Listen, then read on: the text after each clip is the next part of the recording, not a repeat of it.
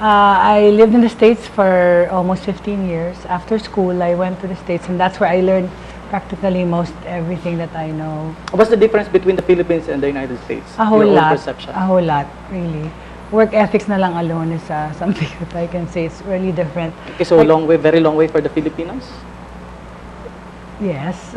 Una-una na kasi like customer service. When you're working with people and you're giving a service, customer service should be #1, which is actually lacking in our country, sad to say.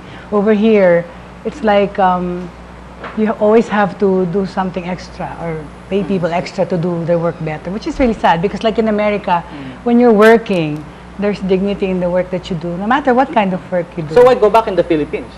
I went back here for the reason of family, really, actually, because my mother became ill, and plus, of course, over here, I found that you could be more free to do the things that I do now, really. Because in America, I was an employee. Ah, okay. So and dito, you're the boss of your own. Yes, of my own time. Oh, I see, I see. So we are talking about innovations in business, and you've come up with this video resume. Yes. This is kind of advanced tool for the Filipinos. It's something that's been used in the States and other countries. How do the Filipinos react?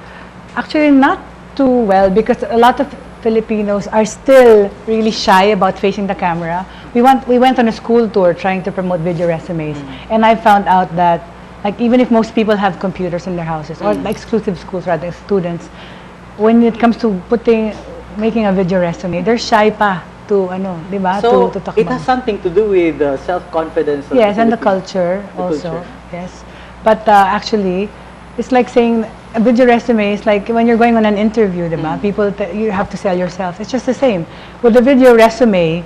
At least the people hiring will already have a preview of what kind of a person this is, the way she speaks. If your market is not responding so fast and so wonderfully, why invest in this business anyway? Because the people that I work with to do this video resume thing have a vision that eventually, of course, actually the response with regards to the companies that want to avail of it is good. The companies are. Yes, but the people doing it themselves, it's so your really, clients are the companies. Yes. Because you go to the companies, for example, a call center, fine, they don't need to see the people, right? But no, if you have video resumes, it cuts the queue of having to form those. Yes, because they review the videos, they can speak, they can hear the person speak right away, and know that this is the kind of person we want. You're very, very flexible. You've worked with Smart Communications, a very, very huge company. Smart and Globe, Smart actually. And Globe. How does it feel like working? It's with their ad and promo. It's the Gentex program before that Globe did. I did that for which is the same thing I also did for Smart. They're Infinity members. I put the merchandisers together with the card. It's actually promo and advertising for them. Promo. Paano nakukuha itong mga ganitong kalalaking company? How do you get? It's how you sell yourself. You also get to the channels. Of course, it helps that you know people who know people, but at the same Connection time, matters. At the end of the day, the bottom line is how you present the proposal there and how they buy the idea. So kahit may connection ka, it's not a guarantee. Of course, especially in Smart and Globe. Wow, tell us more about the PR campaign plan for Genesis. I worked with Genesis for many years. Gucci, Ray-Ban, which is yes, that's doing their PR campaigns and actually also managing their artists, which I personally also do. Personal management. No? I'm very amazed on how you really do it. I mean, of course, in a particular industry, sometimes it doesn't apply. But it has one key ingredient there, creativity. When you think about creative things to do for your product. So it doesn't matter which company, which industry you are in, as long as you have this creative ideas. Thinking. Okay, where do you usually do this thinking? Anywhere. Is it in the bathroom? Is it in the car? Is it in anywhere? When it just, I sleep. So meaning to say, habang nag-interview tayo ngayon, may pumapasok na creative in between.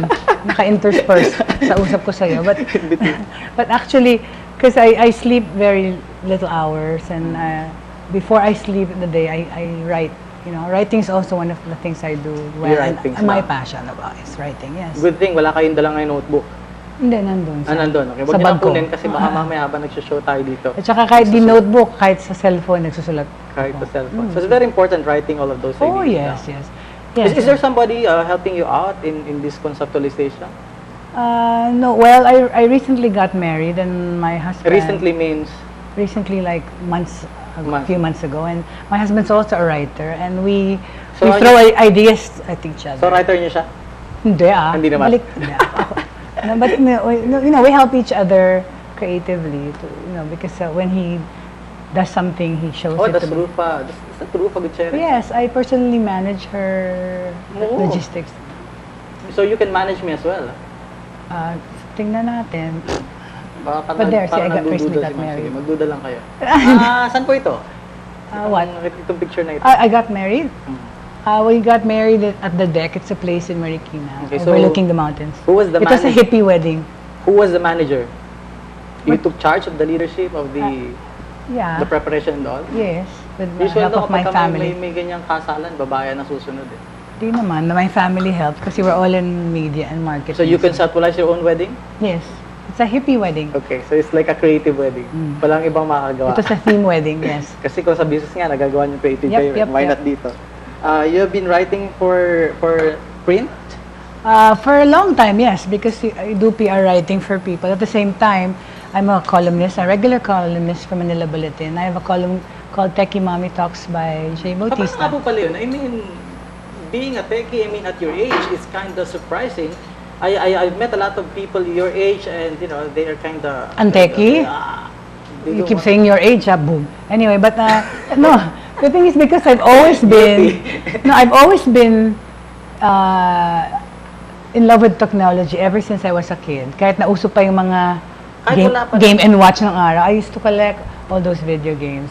I make it my talaga to know what's So yung comparison nung time na yon and ngayon, sobrang bilis. Before nga when we were going to school, bawal kahit scientific calculator. Ngayon, sobrang ng high-tech, diba?